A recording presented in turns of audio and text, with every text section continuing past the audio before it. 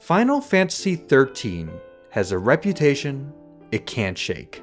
When people talk about it, usually someone brings up that they think the game is too linear, especially in its environmental design. But just describing the game as linear doesn't tell the whole story. After all, Final Fantasy X has very linear maps as well, and people still love it. So what's the difference? Why is 10 so well liked, while 13 is one of the most divisive games in the series? Linearity is a big part of it, but the linearity of FF13 bleeds into so much more than just the game's environmental design. So, let's take a look at 10 and 13 and see how two linear games can be so different. We'll start with the story and world building. Both of these games have linear stories without branching narrative paths. In FF10, the story is focused around Tie-dus, a young star athlete from the futuristic city of Zanarkand. After surviving a devastating attack on his home by a living hurricane, whale, awful father, kaiju thing called Sin, Tie-dus is taken away to the post-apocalyptic land of Spira, where Sin has wreaked havoc for 1,000 years. Tie-dus soon joins a young summoner named Yuna, who sets out on a pilgrimage in order to obtain the power to defeat Sin. Final Fantasy X is super effective at getting players up to speed on the core story in the first 20 minutes. Here's Tie-dus. He plays underwater soccer in a huge city. He's kinda cocky. Implied daddy issues. Here's Sin. It attacks the big city. Primary villain, established. Tie-dus gets taken to another world through Sin. Core premise is... Go! After introducing you to the world and main story conflict, the game keeps filling in its setting at that same brisk pace. Every area you travel to explores an aspect of Spira, summoners, and Sin. In Besaid, you learn of the religion of Yevon, its summoners, and their role in defeating Sin.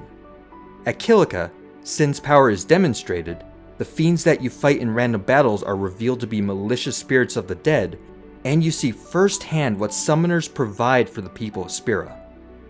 In Luca, you learn of the leadership in the Church of Yevon, the prejudice against the Al Bhed, and even how the game's minigame, Blitzball, brings together the people of Spira as one of the only sources of fun in a world of constant tragedy.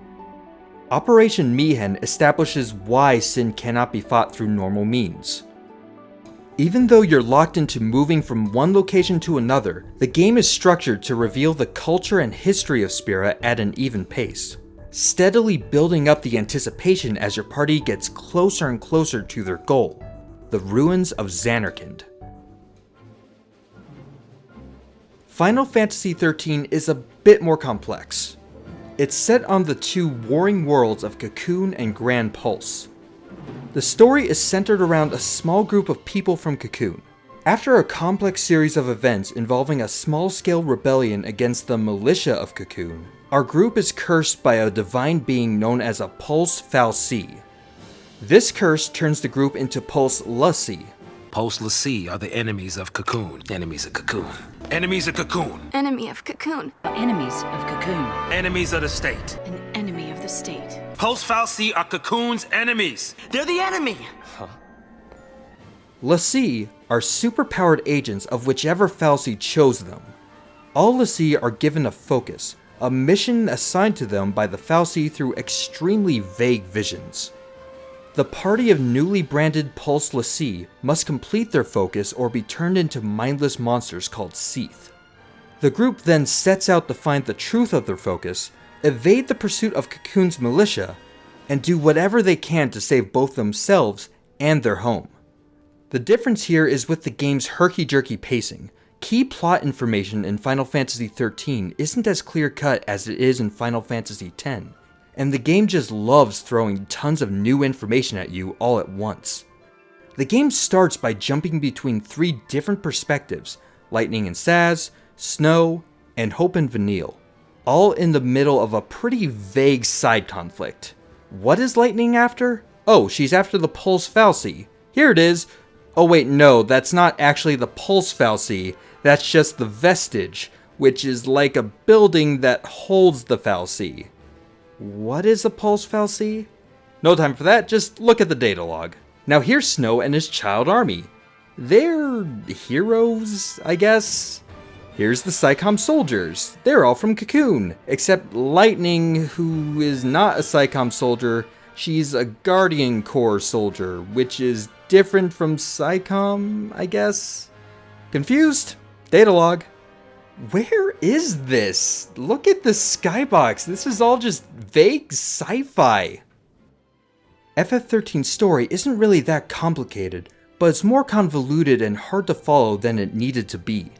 FF13 leans on explaining fundamental aspects of its world through data logs, rather than the actual events, which makes it tougher for newcomers to keep up with what's going on.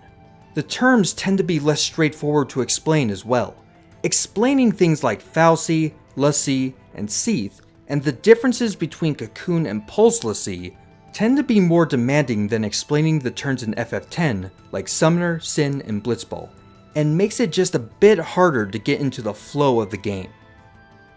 Compared to 10, 13 doesn't guide the player through this new world as clearly either. Outside of a few exposition dumps, most of the information about Cocoon and Pulse's culture is buried in data logs.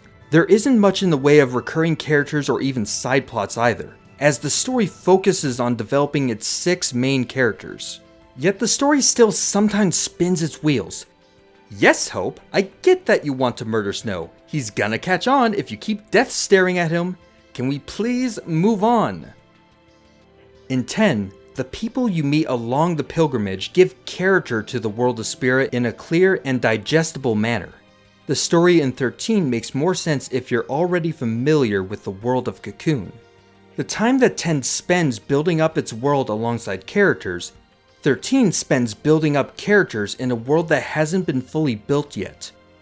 All these little hangups make it harder to get into the flow of 13's story, and since the game's linearity is done in service of progressing that story, these problems degrade the overall game experience. Now let's get into the environmental design for both games. Both have very linear maps. You know, just go from here to here. But there's more to it than that. Final Fantasy X does 4 key things that help distract from its own linearity: pacing, level gimmicks, pit stops, and secret items. The pacing is quick. The areas in FF10 are only about 2 or 3 screens long. You move on to the next locale before an area outstays its welcome. Many areas have unique gimmicks or minigames: dodging lightning, riding chocobos, blitzball, solving puzzles in the Cloister of Trials, or navigating a maze. Most areas have pit stops, small shops or other locations where you can learn about side plots and supporting characters. The Old Sage Machen tells you about the history of Spira. The rival summoner Dana gives the player another perspective on the responsibilities of the pilgrimage. The acolyte Shalinda represents the followers of Yevon. The shrewd merchant Awaka gives you special deals on items if you invest in them early. And the retired summoner Belgamine gives Aeon combat challenges and tips. These little pit stops serve as a break in the core gameplay loop. The game still rewards exploration in each environment by sticking hidden chests and little secrets everywhere. You never know when you'll stumble into one of the many Albert primers or Ject spheres. The game's fixed camera even plays into this, making it trickier and more rewarding to discover everything. All these subtle variations in side content serve to break up the monotony of 10's environments. Most of FF13's environments are like the Mi'ihen Highroad in FF10, minus the NPCs, pit stops, and triple the length. Areas like the 5th arc in Chapter 10 just seem to go on and on and on. Move forward, fight. Move forward, fight. Cutscene. Cocoon's enemies! Move forward and fight. There are a couple gimmicks in Chapter 4 and 6, but they're the exception, and they're pretty short anyway. Treasure chests are very rarely hidden. They're almost always placed at the end of a short branching path with an enemy guarding it. I know it's a cliche at this point, but these environments really are mostly just fancy hallways. There is one moment where 13 does take a small break from this formula. It happens in Chapter 7 when you reach Hope's house and he reunites with his father. Every character gets to literally take a break and have some interesting conversations. It's a nice tonal shift, and the game really could have used more of them to break up the gameplay. You almost get another one at the start of Chapter 8 in the amusement park Nautilus, which is basically a stand-in for FF7's Golden Saucer. This perfect opportunity for mixing up the gameplay is completely wasted. The whole area is just another giant hallway that just happens to have a few NPCs that only talk to you as you pass them by. The area would have been much better with 2 or 3 simple mini-games, some special shops, maybe play around with these chocobos, or... oh my god. Look at these sheep! Look at them! Look at that smile! You don't need me to summon Ragnarok, do ya? There just aren't any alternative goals or secrets in these levels. No discovery, just more combat, which is pretty good, but not for a 40 to 50 hour long game. Beyond your party composition, which takes 20 hours to open up, mind you, the game is extremely inflexible in how you can play it. And that brings up the leveling systems. FF10 introduces the Sphere Grid, which is a fusion of a traditional skill tree and a board game. As you gain experience by fighting enemies, you move each character's token across the board, activating nodes along the way to gain abilities, stats, and open up new development pathways.